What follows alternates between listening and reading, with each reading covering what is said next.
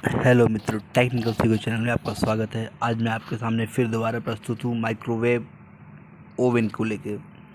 आज मैं आपको माइक्रोवेव ओवन के बारे में बताऊंगा, इसकी वर्किंग प्रिंसिपल बताऊंगा। मेरे पास एक टेक्नीशियन लेके आए थे, माइक्रोवेव ओवन लेके आए थे। तो उसमें बेसिकली फॉल्ट था कि उसका एसी इनपुट फिर बार बार ख़राब हो जा रहा था।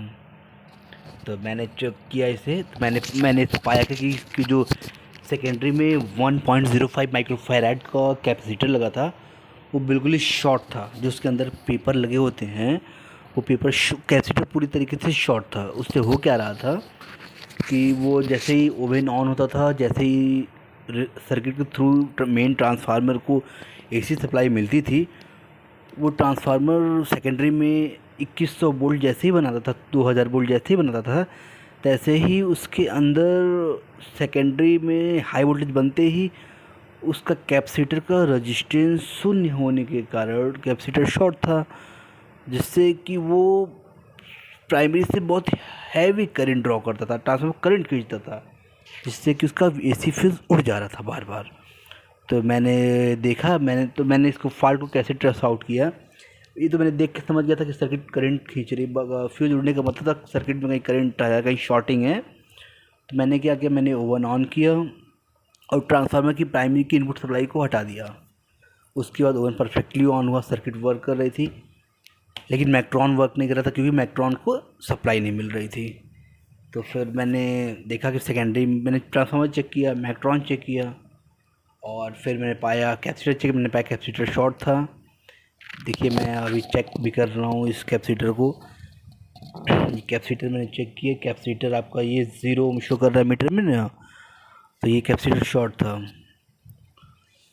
और जैसा कि मैं अभी मैक ओवन के अंदर मैंने कैपेसिटर उसको मैंने चेक किया, तो उसकी रीडिंग 1.05 माइक्रोफैराड की रीडिंग आ रही थी, जो नया मैंने लगाया था। मैं नया कैपेसिटर मैंने लगा दिया, और फिर जब मैं कैपेसिटर लगा के ट्रांसफार फिर मैंने जब ऑन किया, तो बिल्कुल ओवन परफेक्ट वर्क कर रहा था। मैंने पाया कि ओवन वर्क परफेक्ट कर रहा था। और फिर मैंने ट्रांसफार्मर की प्राइमरी में करंट चेक किया एक करंट मीटर से, तो 3.34 एम्पियर का वो करंट प्राइमरी वाइंडिंग उसकी ले रही थी। यानी कि वो ट्रांसफार्मर वर्किंग के टाइम कितना वाट ले रहा था, तो मित्रों 3.32 एम्पियर को आप जब 220 से मल्टीप्लाई करेंगे और उसका पावर फैक्टर मान लिया जाए अगर 0.8, तो मैं इसमें करके दिखा देता हूँ आपको, आप कर लीजिएगा। Two 220 volt into 3.34 into cos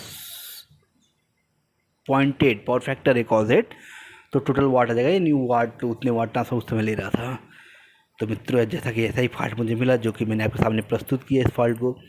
basically जो माइक्रोवेव होता है उसमें मेन काम मैक्ट्रॉन का होता है। वो बहुत ही हैवी फ्रीक्वेंसी जनरेट करता है मैक्ट्रॉन, जिससे कि उसके अंदर जो भी खाने रखे होते हैं वो पक जाते हैं। उसकी हाई फ्रीक्वेंसी के कारण, उसके रेडिएशन के कारण मैक्ट्रॉन एक ऐसा ट्यूब होता है जो बहुत ही हाई रेडिएशन पैदा करता है। उसकी सर्किट ऐसी डिज़ाइन होती है, उसकी सर्किट बेसिकली एलसी सर्किट होती है। एलसी सर्किट आपको ऐसे एलसी सर्किट में फिर मैं कभी आपको अच्छे से बता दूंगा। ये वीडियो मैं छोटा बनाने की कोशिश कर रहा हूँ, बाद में मैं कभी इसे एक विस्तार से एक वीडियो एलसी सर्किट वर्क है। एलसी सर्किट मतलब बस होता है बेसिकली है, एलसी सर्किट मतलब एल मतलब इंडक्टर और सी मतलब कैपेसिटर, इन दोनों के नेटवर्क से एक एलसी सर्किट बनता है। तो माइक्रोवेव में उसी एलसी सर्किट डिज़ाइन की जाती है। एलसी सर्किट में होता है क्या है, जब चार्ज हो जाता है ट्रांसफार्मर से, तो फिर वो ट्रांसफार्मर जब कैपेसिटर चार्ज, तो फिर कैपेसिटर डिस्चार्ज होता है, तो वो इंडक्टर को सप्लाई देता है। उसके अंदर वो जो मैक्ट्रॉन होता है, उसके अंदर इंडक्टर की कॉइल लगी होती है, इंडक्टर। तो इंडक्टर क्या करता है कि वो इंडक्टर का एक रूल होता है कि वो अपोज करता है किसी चीज़ का। जब कैपेसिटर चार्ज होता है, तो उसको चार्ज अगर आप सपोज वो चार्ज उसको डिस्चार्ज नहीं होने देता, उसको तो ना डिस्चार्ज हो, बट धीरे धीरे उसका अपोज करता है। और जब वो करंट धीरे सर्किट में छोड़ता है, तो उसी करंट छोड़ते हुए कैपेसिटर डिस्चार्ज होता है, तो उस समय कैपेसिटर कहता है ओहो अब तो मैं डिस्चार्ज हो गया। तो फिर इंडक्टर करना भाई, अब जो कैपेसिटर, जो इंडक्टर जो करंट लिए रहता है, फिर वो करंट रिलीज करता है। तो फिर उसके करंट, क्योंकि इंडक्टर एक कॉपर की वाइंडिंग होती है जो कि सेल्फ इंडक्टेंस से काम करती है। जैसे ही उसको जो कैपेसिटर के करंट से वो खुद चार्ज होता है और एक ऐसा मैग्नेटिक फील्ड क्रिएट करता है इंडक्टर, वो खुद एक वोल्टेज क्रिएट करता है, वो वोल्टेज उठा के कैपेसिटर को दे देता है, फिर कैपेसिटर रिवर्स चार्ज होता है। तो ये प्रक्रिया बार बार चलती रहती है, इसी को बोलते हैं एलसी सर्किट। तो इसी एलसी सर्किट के नेटवर्क से मैक्ट्रॉन बहुत ही हाई रेडिएशन की फ्रिक्वेंसी बनाता है, जिससे कि उसके अंदर रखे खाने पक जाते हैं उसकी हाई फ्रिक्वेंसी के कारण। जैसा कि आपने देखा था मोबाइल टावर में हाई फ्रिक्वेंसी निकलती है। और जैसा कि ये एलसी सर्किट का निर्माण का वैज्ञानिकों को पता चला, ये दूसरे विश्व युद्ध के दौरान पता चला था। एलसी सर्किट जब इसमें यूएस के द्वारा रेडिएशन रडार बनाए गए, तो radiation radar basically LC circuit के थ्रू ही बनाए जाते हैं। तो मित्रों, मेन मैक्ट्रॉन एलसी सर्किट पे काम करता है, तो हाई रेडिएशन पे वर्क करता है, हाई रेडिएशन खाने पक जाता है। प्लीज़ वीडियो को लाइक एंड सब्सक्राइब करें।